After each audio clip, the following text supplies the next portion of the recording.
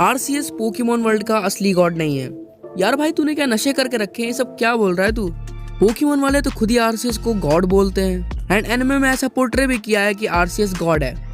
Well मैं ऐसा क्यों बोल रहा हूँ कि आरसीएस गॉड नहीं है, इस चीज का आंसर तुम्हें वीडियो के एंड तक जरूर से मिल जाएगा, या फिर तुम इस वीडियो के टॉपिक को उठाकर ही देख लो आरसीएस का अंडा कहाँ से आया, क्योंकि गॉड्स अंडे से नहीं निकलते। सो काइंड ऑफ इस वीडियो में मैं तुम्हें अपनी बनाई हुई थ्योरी बताने वाला हूँ एंड आने वाली एक और वीडियो में मैं तुम्हें ये भी बताऊंगा कि आरसीएस नहीं तो असली पोकेमॉन गॉड कौन है। Okay so let's use some real world logics. देखो एक अंडे को आने के लिए क्या चाहिए? ऑफ कोर्स एक मुर्गी, यानी एक मुर्गी एक अंडे को प्रोड्यूस कर सकती है, या फिर यहाँ पर जो आरसीएस का एग है जो कि प्रोड्यूस हुआ है तो उसका प्रोड्यूसर भी होना चाहिए, जो कि यहाँ पर उसी की स्पीशीज का कोई पोकेमॉन होने वाला है। मतलब आरसीएस अपने कैटेगरी का एक सिंगल पोकेमॉन नहीं है, तो वो गॉड कैसे हुआ? I mean, हो सकता है उसके जो पेरेंट्स होंगे उन्होंने ही वो एग ले किया हो। अब बात आती है कि एक खाली यूनिवर्स में वो अंडा आया कहाँ से, क्योंकि पोकेमॉन के ओल्ड टाइम थ्योरीज के बेसिस पे अगर हम लोग देखें तो जब आरसीएस का अंडा हैच हुआ उस टाइम पर वो एक ब्लैंक यूनिवर्स में था। So here is my theory कि आरसीएस के जैसे दिखने वाले या फिर उनकी स्पीशीज के और भी पोकेमॉन किसी और यूनिवर्स में होंगे एंड समहाउ वो अंडा हैच होने के कगार पे होगा एंड किसी तरीके से किसी पोर्टल के थ्रू या फिर किसी वर्म होल के थ्रू वो अंडा उस यूनिवर्स से स्लिप होकर एक ऐसे यूनिवर्स में चला गया जो कि बिल्कुल ही ब्लैंक और खाली था। एंड क्योंकि वो अंडा टोटली हैच होने वाला था तो वो हैच हो गया एंड ऑफ कोर्स इसी वजह से आरसीएस अपनी स्पीशीज के जितना पावरफुल तो नहीं बन पाया। लाइक एक मीटियोर के सामने वो हार गया था, बट इतना पावरफुल वो तब भी था कि वो यूनिवर्स में चीज़ों को क्रिएट कर सके। Just like he created Dialga, Palkia and Giratina, and उन्होंने फिर पूरे यूनिवर्स को शेप देना चालू कर दिया। जहाँ पर अगर तुम देखो तो एक चीज़ तो आरसीएस के अंदर फिर भी यूनिक है, उसकी मल्टी टाइप एबिलिटी। तो ये एबिलिटी इसलिए यूनिक हो सकती है सिर्फ आरसीएस के अंदर, क्योंकि हो सकता है कि उसी की स्पीशीज के पोकेमॉन्स यानी आरसीएस की स्पीशीज जो भी जहाँ भी होगी उसी के अंदर ये एबिलिटी पाई जाती होगी। Some special sort of ability हो सकती है ये।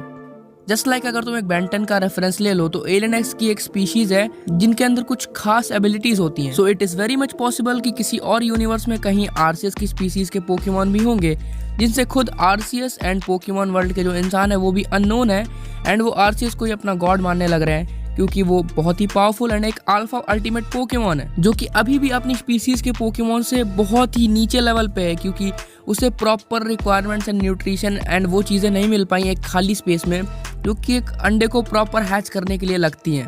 पर भाई पोकेमॉन वर्ल्ड के लोग उसे गॉड माने भी क्यों ना, उसने काम भी तो गॉड वाला किया है। एक खाली ब्लैंक से यूनिवर्स को उसने लाइफ से भर दिया, एक खाली जगह पे उसने जीवन भर दिया, तो ये किसी गॉड के काम से कम नहीं है।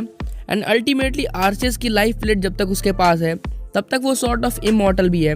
तो यहाँ पर तुम उसे गॉड कह सकते हो, बट एक एक्चुअल गॉड कहना is not correct for RCS. हाँ तुम उसे एक अल्फा अल्टीमेट पोकेमॉन वॉरियर जो कि इमॉर्टल है ऐसा कह सकते हो, बट वो गॉड नहीं हो सकता। तो वंस अगेन मेरी थ्योरी बस इतनी थी कि आरसीएस एक ट्रू गॉड नहीं है, बल्कि आरसीएस किसी एक ऐसी स्पीशीज का पोकेमॉन है जो कि बहुत ही alpha and ultimate powerful Pokemons होते हैं जो कि सम सॉर्ट ऑफ इमॉर्टल होते हैं एंड वो किसी और यूनिवर्स में भी हो सकते हैं। एंड समहाउ एक ब्लैंक यूनिवर्स में आरसीएस का अंडा आया एंड फिर वो हैच होके आरसीएस उसमें से बाहर आ गया एंड उसने फिर लाइफ फॉर्म्स क्रिएट कर दिए। बट फिर भी लाइफ फॉर्म्स क्रिएट करना वो भी जीरो से, ये भी अपने आप में बहुत ही बड़ी बात होती है। But unless and until Pokemon वाले ऑब्वियसली कुछ कंफर्म नहीं कर देते, ये बस एक थ्योरी ही रहने वाली है। एंड अगर तुम लोग इसे सॉल्व करना चाहते हो अपनी वीडियोस में तो तुम डेफिनेटली एक वीडियो बना के इस थ्योरी को सॉल्व कर सकते हो एंड मुझे अपनी वीडियो में और इंस्टाग्राम पर टैग करना मत भूलना। तो आई होप तुम लोगों को पोकेमॉन के बारे में कुछ और नया जानने को मिला होगा। वीडियो पसंद आई तो वीडियो को लाइक कर देना, चैनल पे नए हो तो सब्सक्राइब कर लेना ऐसे ही और अमेजिंग पोकेमॉन के क्वालिटी कंटेंट के लिए। और अगर तुम्हें Pokemon team rocket and evil teams के अंदर इंटरेस्ट है तो तुम लेफ्ट वाली वीडियो देख सकते हो, या फिर अगर तुम्हें पोकेमॉन जीबी रोम हैक्स में इंटरेस्ट है तुम राइट वाली वीडियो भी देख सकते हो। मैं मिलता हूँ तुमसे अगली वीडियो में, तब तक के लिए पीस।